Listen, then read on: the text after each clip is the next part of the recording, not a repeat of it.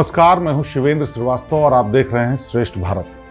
श्रेष्ठ भारत की इस खास सीरीज एक कहानी ऐसी भी में आज का एपिसोड बेहद खास है।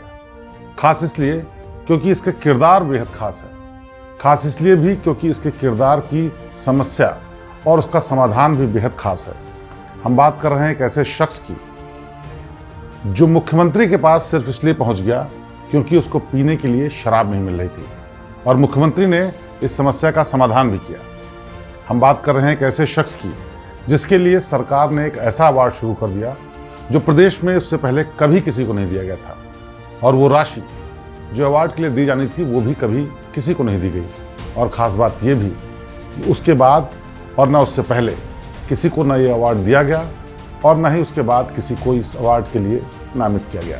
आज एक कहानी ऐसी भी में हम बात कर रहे हैं मशहूर साहित्यकार, कवि, लेखक और गीतकार गोपाल दास नीरज की। जी हाँ, उन्हीं गोपाल दास नीरज की जिनकी लिखी हुई कविताएं दुनिया भर में मशहूर हैं। कई ऐसे गाने लिखे जो बड़ी बड़ी फिल्मों में आए, कई ऐसे अवार्ड जो उनको हाथों हाथ दिए गए। देश ही नहीं बल्कि दुनिया में उनका नाम इतना मशहूर है कि उनको नीरज की उपाधि मिली थी। ये उनका उपनाम था जो लिखने के लिए वो इस्तेमाल करते थे। हालांकि उनका जीवन बहुत ही गरीबी और मुश्किलों से शुरू हुआ। 6 साल की उम्र में गोपाल दास नीरज के पिता की मौत हो गई और उसके बाद जब से उन्होंने होश संभाला सिर्फ संघर्ष करते रहे। कई नौकरियां बदली, कई शहरों में जगह बदली, लेकिन उनके सफलता मिलने में बहुत वक्त लगा।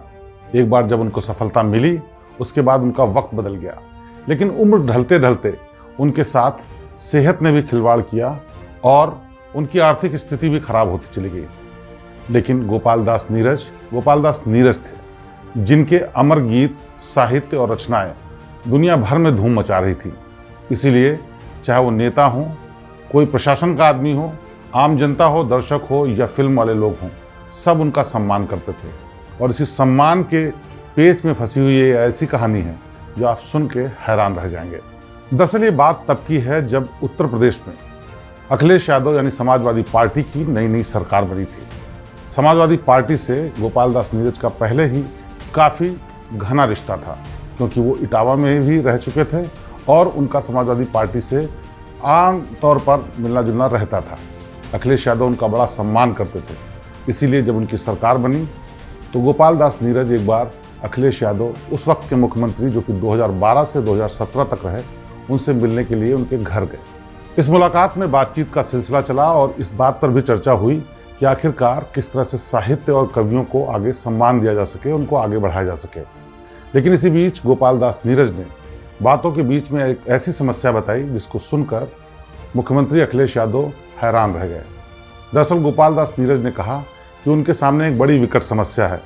वो समस्या ये है कि वो इतने चर्चित हैं कि घर से बाहर खुद जा नहीं सकते, शारीरिक स्थिति उतनी अच्छी नहीं और आर्थिक स्थिति भी ऐसी नहीं कि वो जा करके अपने मन की शराब खरीद सकें। इसीलिए उनकी समस्या का समाधान किया जाए। हालांकि इस बात को सुन करके तमाम लोग जो वहाँ मौजूद थे काफ़ी हैरान भी हुए, कुछ दबी जुबान में हंसने भी लगे। लेकिन अखिलेश यादव ने इस बात को गंभीरता से लिया। गंभीरता से इसलिए क्योंकि गोपाल दास नीरज से उनका पुराना नाता था। स्कूल और कॉलेज के दौर में उनके बारे में सुना और पढ़ा था और वो साहित्यकार का सम्मान भी करते थे। इटावा से संपर्क होने की वजह से गोपाल दास नीरज से उनका अक्सर मिलना जुलना होता था। नेताजी यानी मुलायम सिंह यादव भी उनका बहुत सम्मान करते थे और उनके ज़माने से उनका घर भी आना जाना था। लिहाजा अखिलेश यादव ने इस समस्या का समाधान करने की सोची। हालांकि ये हैरानी की बात हो सकती है तमाम लोगों के लिए, लेकिन मुख्यमंत्री होते हुए अखिलेश यादव ने न इस समाधान के लिए व्यवस्था की बल्कि ये भी तय किया कि गोपाल दास नीरज को इस समस्या के लिए आगे जूझना ना पड़े। लेकिन ये बात इतनी सी नहीं है। इन्हीं बातों के बीच में बात आगे बढ़ती गई और बात इस पर आ गई कि आखिरकार इनकी आर्थिक स्थिति को ठीक करने के लिए क्या किया जाए। गोपाल दास नीरज चाहते थे कि उनको सरकार में या प्रशासन में कोई ऐसा काम मिल जाए जो उनके सम्मान के लिहाज से ठीक हो, लेकिन फौरी तौर पर इसका कोई निदान नहीं था।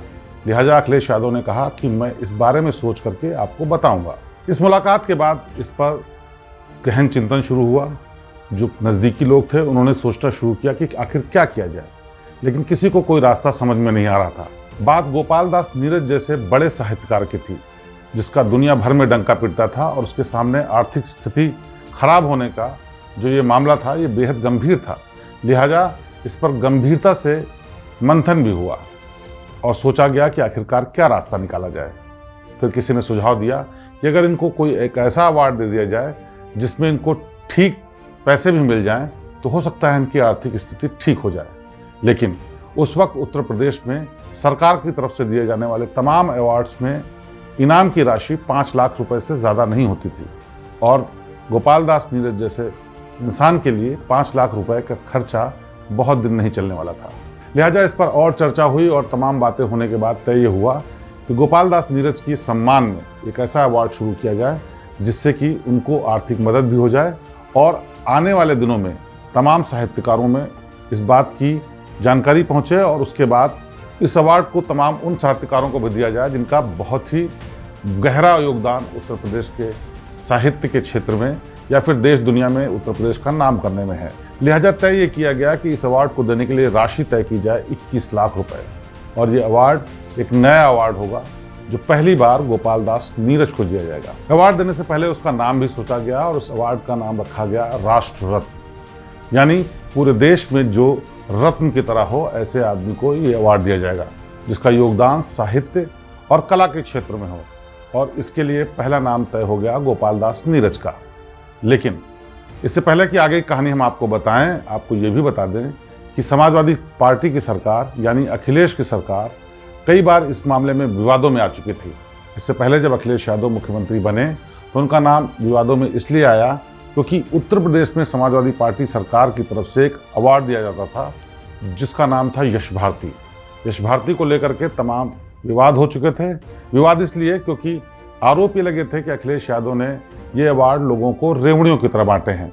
इसमें इनाम की राशि दी जाती थी, लेकिन खास बात यह भी थी कि इस अवार्ड में पेंशन दी जाती थी जो कि 50,000 रुपए की होती थी, और ये पेंशन आजीवन दी जाती थी।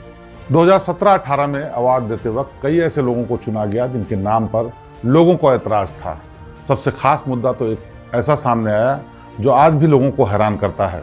दरअसल जब यश भारती अवार्ड का अनाउंसमेंट हो रहा था, उसी वक्त स्टेज पर जो अनाउंसर, महिला अनाउंसर लोगों के नाम को बुला रही थी, उसको भी अखिलेश यादव ने आखिर में यश भारती अवार्ड दे दिया। ये लोगों के लिए हैरान करने वाला था, क्योंकि लोगों का मानना ये था कि यश भारती अवार्ड उन लोगों को दिया जाता है जो अपने अपने क्षेत्र में यानी कला, साहित्य, विज्ञान के नाम पर पूरे प्रदेश का नाम रोशन करते हैं, और उनका जीवन पूरा उसी में लगा होता है, और उसी के आधार पर उनको ये अवार्ड दिया जाता है। लेकिन कार्यक्रम के अंत में जब इस महिला को ये अवार्ड अनाउंस किया गया, उसके बाद चर्चा जोरों पर आ गई कि अखिलेश की सरकार में रेवड़ियों की तरह अवार्ड दिए जाते हैं। यही नहीं, उस वक्त कई नाम ऐसे थे जो कि अखिलेश के परिवार के करीबी होने की वजह से अवार्ड पा गए थे, ऐसा आरोप विपक्ष ने लगाया। विपक्ष यानी उस वक्त कांग्रेस और बीजेपी की सरकारों ने, तमाम और लोगों ने इसकी आलोचना की, लेकिन फिर भी उन लोगों को अवार्ड दिए गए। हालांकि बाद में सपा की सरकार द्वारा शुरू किया गया ये यश भारती पुरस्कार बसपा की सरकार में भी और बीजेपी की सरकार में बंद किया गया, लेकिन जब भी समाजवादी पार्टी की सरकार आई तो इस अवार्ड को फिर से शुरू किया गया।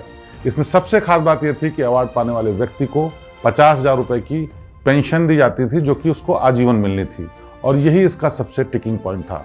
और इसी वजह से लोगों को ऐतराज़ था कि आखिरकार जिन लोगों का इतना ज़्यादा योगदान नहीं है, आखिरकार उनको सरकार इस तरह से क्यों उपकृत कर रही है, और यही बात अखिलेश यादव के दिमाग में थी।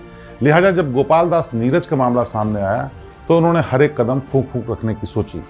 सलाह मशवरा किया गया और ये तय किया गया ये अवार्ड दिया तो जाए, लेकिन केवल गोपाल दास नीरज को नहीं, क्योंकि बेशक गोपाल दास नीरज बड़े साहित्यकार, कवि और कलाकार हैं, लेकिन अगर केवल उनको ये अवार्ड दिया जाएगा और पहली बार दिया जाने वाला अवार्ड अगर विवादों में आ गया तो ये ठीक नहीं होगा। लिहाजा मंथन इस पर शुरू हुआ कि आखिरकार उनके साथ किसको अवार्ड दिया जा सकता है, लेकिन कोई भी नाम जहन में नहीं आ रहा था। कई दिनों की मशक्क़त के बाद जब पूरा महीना गुजर गया और अखिलेश भी अपने कामों में व्यस्त हो गए तो ये बात भूल गए एक तरह से। लेकिन फिर से एक बार गोपाल दास नीरज जब उनको किसी कार्यक्रम में मिले तो उनको देख करके अखिलेश यादव को इसकी याद आई, तो उन्होंने इस बारे में सोचना शुरू किया।